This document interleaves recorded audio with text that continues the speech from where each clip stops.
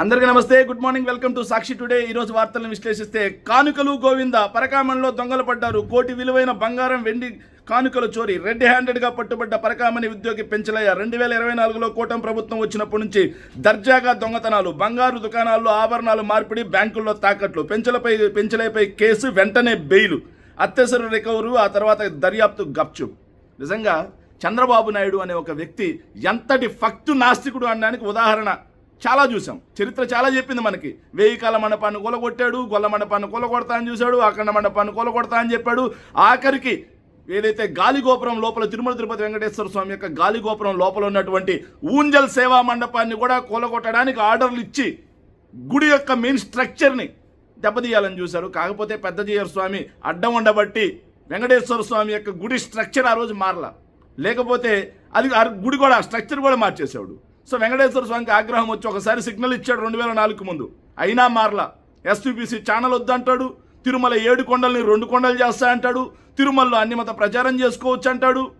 చివరికి మొన్నటికి మొన్న తిరుమల తిరుపతి వెంకటేశ్వర స్వామిని అడ్డు పెట్టుకొని రాజకీయం చేయడం కోసం ఆయనకి ఆయన భక్తులకి అత్యంత పరమ ప్రీతిపాత్రమైనటువంటి వెంకటేశ్వర స్వామి యొక్క లడ్డూ ప్రసాదంలో కల్తీ కూడా ఏళ్ల ప్రభుత్వంలోనే జరిగింది. సో ఈయన భక్తు నాస్తికుడు కాక ఆస్తికుడు ఎలా అవుతాడు? మళ్ళీ వెంకటేశ్వర స్వామిని రాజకీయాలకు వాడుకోవడం కోసం ఆయన నా కులదైవం అని చెప్పేసి పచ్చి అబద్ధాలు మాట్లాడుతూ ఉంటాడు. ఆఖరికి పరకామణిలో ఒక వ్యక్తి ₹1 కోటి దొంగతనం చేస్తూ ఉంటే అత్యవసర రికవరీ చేసి స్టేషన్ బెయిల్ ఇచ్చి పంపిస్తారా? ఎంత దుర్మార్గం ఇది! వైఎస్ఆర్సీపీ అధికారంలో ఉన్నప్పుడు ఒక వ్యక్తి ₹76,000 దొంగతనం చేస్తే లోక్ అదాలత్ పెట్టించి ₹15 కోట్ల విలువైనటువంటి సొమ్మును శ్రీవారికి రాయించారు. కానీ ఇక్కడ ₹1 కోటి ఒక వ్యక్తి భక్తులు విరాళంగా ఇచ్చినటువంటి బంగారు వెండి ఆభరణాలని దొంగతనం చేసి షాపుల్లో మార్చి వాటిని తీసుకెళ్ళి బ్యాంకుల్లో తాకట్టు పెడితే దర్యాప్తు ఏమైందిరా అంటే ఎక్కడ వేసిన గొంగలు అక్కడే. ఎక్కడా దర్యాప్తు గప్చుప్. దీని వెనక ఎవరున్నారు? పరకామణి దొంగల్ని కాపాడింది ఎవరు? రికవరీ లేకుండా ఆపుతుంది ఎవరు? ఎవరికి వెళ్ళింది ఆ సొమ్ము? దీనికి సమాధానం చెప్పాలి కూటమి ప్రభుత్వం. ఆఖరికి ఇలా జరుగుతున్నా చూస్తూ ఉంటారు. వెంకటేశ్వర స్వామి టీటీడీ ఆలయానికి భూముల్ని ఫ్రీగా ఇవ్వాల్సింది పోయి అమరావతిలో 12.5 కోటి వెంకటేశ్వర స్వామి సొత్తును కూడా లాగేసుకుంటారు. సో ఈయన వెంకటేశ్వర స్వామి భక్తుడా? ఈయనకి వెంకటేశ్వర స్వామి కులదైవమా? నిజంగా వెంకటేశ్వర స్వామి కులదైవం అయితే ఇన్ని పనులు చేస్తారా? భక్తు నాస్తికుడు కాబట్టే వెంకటేశ్వర స్వామికి ఇన్ని అపచారాలు జరుగుతా ఉన్నా వెంకటేశ్వర స్వామిని అడ్డు పెట్టుకుని రాజకీయాలు చేయడానికి వెనకాడని వ్యక్తి చంద్రబాబు నాయుడు గారు అనేది మరొకసారి సుస్పష్టం. Thank you. రైతన్నపై రుణపాసం. వ్యవసాయ రుణ బకాయిల్లో దేశంలో 2వ స్థానంలో ఏపీ రైతులపై 3.75 లక్షల కోట్ల రుణభారం, 2 లక్షలు దాటిన పంట రుణాలు పార్లమెంటుకి వెల్లడించినటువంటి కేంద్ర ప్రభుత్వం. అదేవిధంగా ఈరోజు రైతులకు సంబంధించినటువంటి రెండో వార్త ఏంటంటే మిర్చి రైతుకు నష్టాల ఘాటు, తెగుళ్లతో పడిపోయిన దిగులు, వ్యాపారాలతో కుమ్మక్కై పతనమవుతున్న ధరలు. నెల కిందట 26,000 వరకు కింటా ధర, ప్రస్తుతం 18,000కు పడిపోయిన వైనం, ఎకరాకి 1.5 లక్షల వరకు నష్టం. రైతులను ఆదుకునే దిశగా స్పందించని బాబు సర్కార్. చంద్రబాబు నాయుడు గారి ప్రభుత్వం అధికారంలోకి వచ్చిన తర్వాత రైతులకి ఏ పంటకి మద్దతు ధర లేదు. సో మిర్చి దగ్గర నుంచి, పొగాకు దగ్గర నుంచి, అరటి దగ్గర నుంచి, మామిడి దగ్గర నుంచి, అపరాల దగ్గర నుంచి, ఆక్వా రైతు వరకు, ధాన్యం రైతు వరకు, ఇలా ఏ పంటకి రైతు పండించిన పంటకి గిట్టుబాటు ధర లేదు.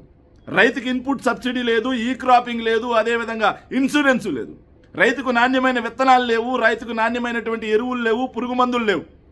సార్, రైతు అనేవాడి నడ్డి విరిగిపోతున్నా, రైతు అనేవాడు ఎండ్రిన్ సీసాలకి, ఉరితాళ్ళకి బలైపోతున్నా, కుటుంబాలు ఛిద్రమైపోతా ఉన్నా చంద్రబాబు నాయుడు గారి సర్కారు మాత్రం నిమ్మకు నీరెత్తినట్టుగా ఉంది తప్పిస్తే రైతును ఆదుకున్న పాపను పోలా.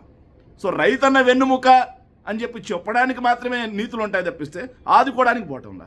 దానికి సాక్షిభూతంగా నిన్న పార్లమెంట్ క్వశ్చన్ అవర్లో ఏం చెప్పారు అంటే వ్యవసాయ రుణ బకాయిల్లో దేశంలో 2వ స్థానంలో ఏపీ ఉందంట. రుణ బకాయిల్లో అంటే రైతన్న ఎంత అప్పుల ఊబిలో కూరుకుపోయాడు అనడానికి నిదర్శనం కాదా ఇది? చంద్రబాబు నాయుడు గారు రైతుల్ని ఎంతలా వంచిస్తాడు అన్న నిదర్శనం కాదా ఇది? మొదటి ఏడాది రైతు భరోసా కొట్టాడు, 2వ ఏడాది 7 లక్షల మందికి తగ్గించాడు, 3వ ఏడాది ఇంకెంతమందికి తగ్గించేస్తాడో తెలియదు. 20,000 ఇస్తా అన్నాడు, చివరికి ఎంత ఇచ్చారు అంటే మొదటి ఏడాది 0, 2వ ఏడాది 10,000, 3వ ఏడాది ఎంత ఇస్తారో తెలియాలి. ఈ విధంగా రైతుల్ని నష్టపరుస్తూ రైతులు ఈరోజు చనిపోయే పరిస్థితి. మరోవైపు గత ఏడాది మిర్చి రైతు లక్షల రూపాయలు ఒక్కొక్క మిర్చి రైతు నష్టపోయాడు, అప్పుల పాలైపోయాడు. దానికి కొనసాగింపుగా ఈ ఏడాది కూడా 26,000 రూపాయలు గత నెల వరకు ఉంటే మళ్ళీ ఈరోజు దిగుబడి వచ్చే పరిస్థితి వస్తే దిగుబడి వచ్చే టైంకి 18,000 పడిపోయింది. ఈ 18,000 9,000 పడకుండా ఈ ప్రభుత్వం ఏమైనా చర్యలు చేపడుద్దా అంటే ఏమీ ఉండదు.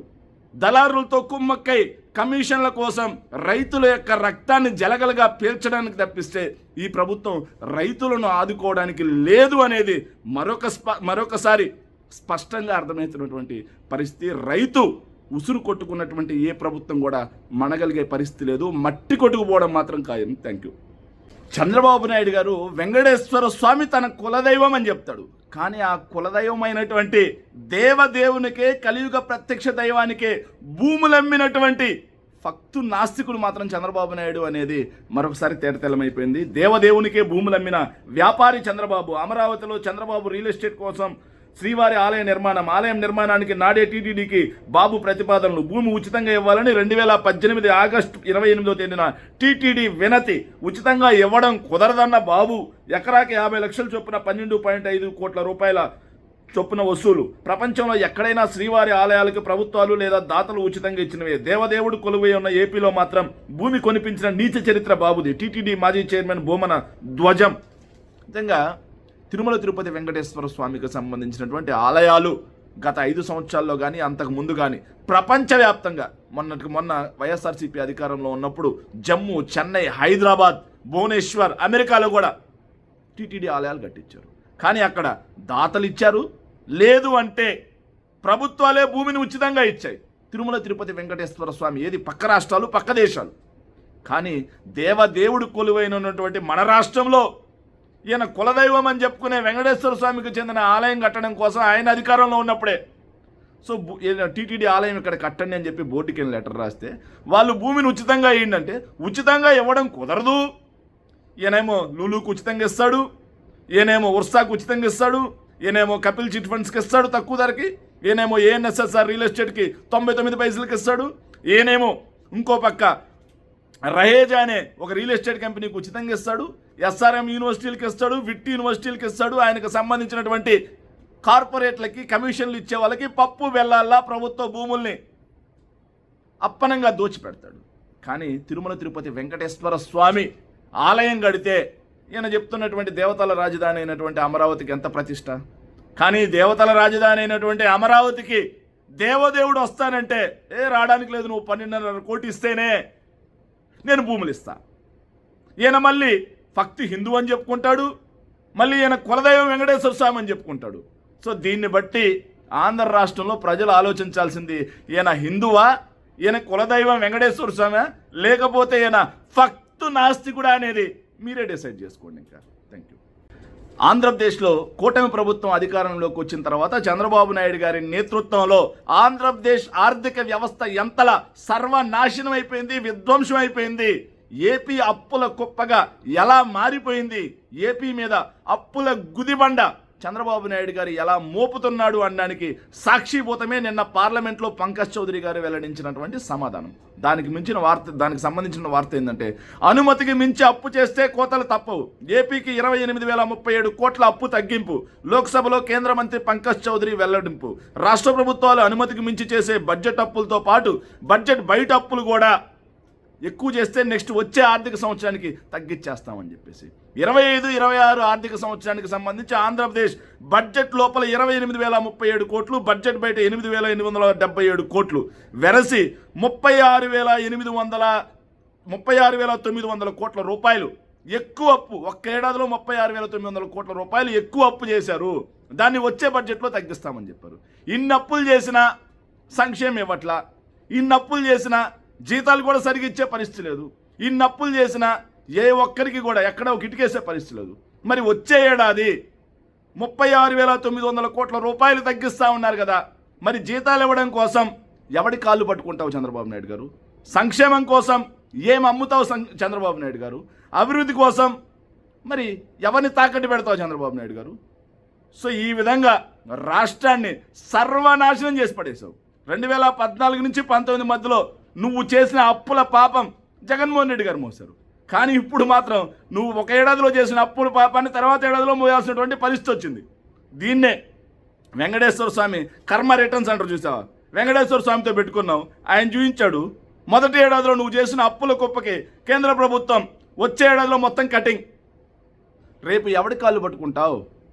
ఇది కదా రాష్ట్రం సర్వ విధ్వంసం ఏంటంటే బడ్జెట్ లోపల బడ్జెట్ వెలుపల 36,900 కోట్ల రూపాయలు ఒక్క ఏడాదిలో అధిక అప్పు తెస్తే ఇది కాదా సోమాలియా కావడం, ఇది కాదా సౌత్ సుడాన్ కావడం, ఇది కాదా పాకిస్తాన్ కావడం అంటే ఆర్థిక వ్యవస్థ అని చెప్పి మేము అడుగుతా ఉన్నాం. చంద్రబాబు నాయుడు గారు సమాధానం చెప్పండి ఇంకా.